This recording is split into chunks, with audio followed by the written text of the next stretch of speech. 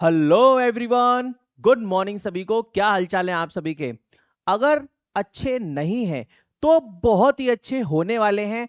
आज एक और दिन आप सभी के लिए एक और रिक्रूटमेंट न्यूज आ चुकी है एचपीसीएल की तरफ से। और ये एक परमानेंट जॉब है एक कोर पीएसयू के अंदर, जिसमें 25 फरवरी 2026 से 25 मार्च 2026 तक फॉर्म भरे जाने हैं। अब ये वैकेंसी क्या है और ये किस किस के लिए है, तो देखिए उस सब के बारे में बात करते हैं।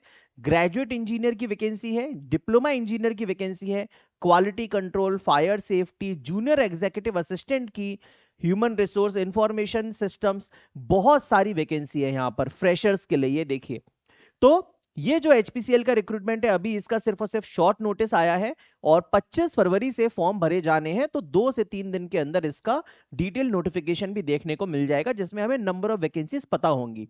लेकिन मेरे दोस्त, इससे पहले भी एचपीसीएल का 2025 में 2 बार नोटिफिकेशन आया है। चलिए उसको देखते हैं। मैं उसके थ्रू आपको समझाता हूं कि कौन कौन इसमें अप्लाई कर सकता है।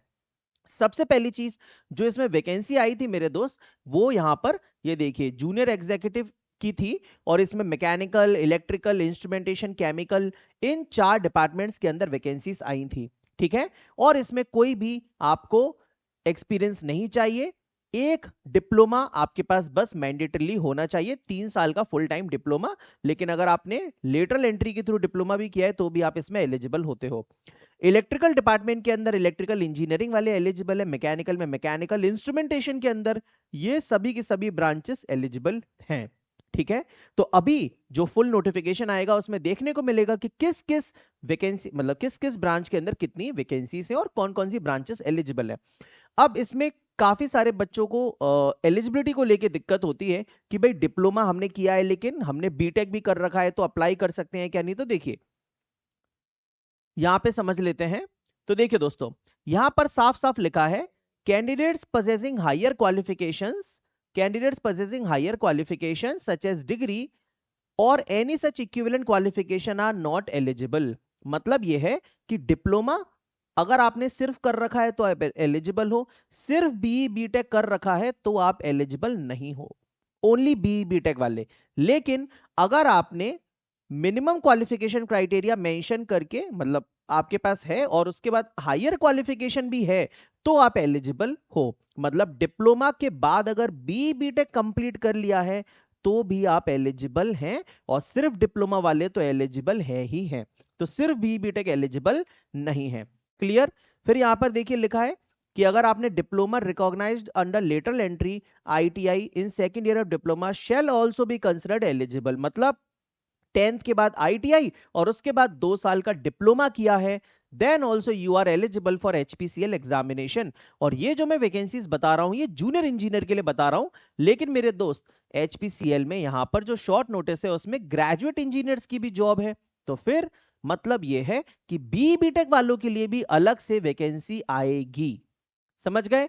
तो बी बीटेक की भी वैकेंसी होगी जिसमें जो फ्रेशर्स बी बीटेक के कैंडिडेट्स होंगे वो एलिजिबल होंगे। देखिए यहां पर बताया गया ना, mechanical engineer, electrical engineer, civil engineer, जिसमें 4 years full time regular degree वाले, मतलब डिग्री डिप्लोमा सब के लिए वैकेंसी है। डिग्री वाले में डिग्री एलिजिबल है, डिग्री वाले, और डिप्लोमा मैकेनिकल जो जूनियर एग्जीक्यूटिव की पोस्ट है उसमें डिप्लोमा वाले एलिजिबल हैं। ठीक है। तो इसका जो एग्जामिनेशन पैटर्न है वो भी काफी इंटरेस्टिंग है दोस्तों। चलिए उसको भी थोड़ा सा डिस्कस करते हैं। तो देखिए यहाँ पे जो एग्जामिनेशन पैटर्न है उसमें 170 क्वेश्चंस आते हैं टोटल। 170 क्वेश्चंस आते हैं। बी बीटेक और डिप्लोमा दोनों के लिए एग्जामिनेशन पैटर्न सेम है, बस लेवल ऑफ क्वेश्चंस में डिफरेंस आएगा। 170 क्वेश्चन आते हैं जिसमें से 85 क्वेश्चंस नॉन टेक के होते हैं मेरे दोस्त, और 85 क्वेश्चंस ही टेक्निकल के होते हैं।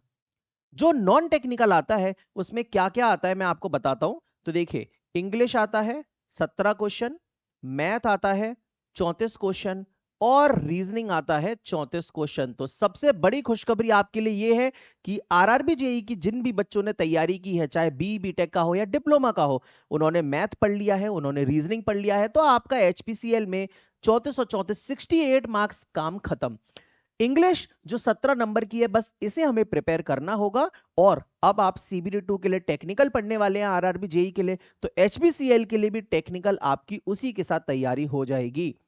और इसका जो पेपर है वो लगभग 2 से 2.5 महीने के अंदर होता है। तो ये है पूरी की पूरी कंप्लीट इंफॉर्मेशन। अदर काफी सारी वैकेंसीज आने वाली हैं अलग अलग ब्रांचेस के अंदर, बीटेक डिप्लोमा सभी के लिए। ठीक है, तो बहुत अच्छा न्यूज है ये। एचपीसीएल का शॉर्ट नोटिस है, आप सभी लोग एकदम खतरनाक लेवल पे प्रिपरेशन करिए और आरआरबी जेई का पेपर एकदम फोड़ के आइए, अच्छे से दीजिए। सीबीडी 2 के लिए हम लोग चीजें स्टार्ट करते हैं बहुत जल्दी। Best of luck to you all guys, thank you so much.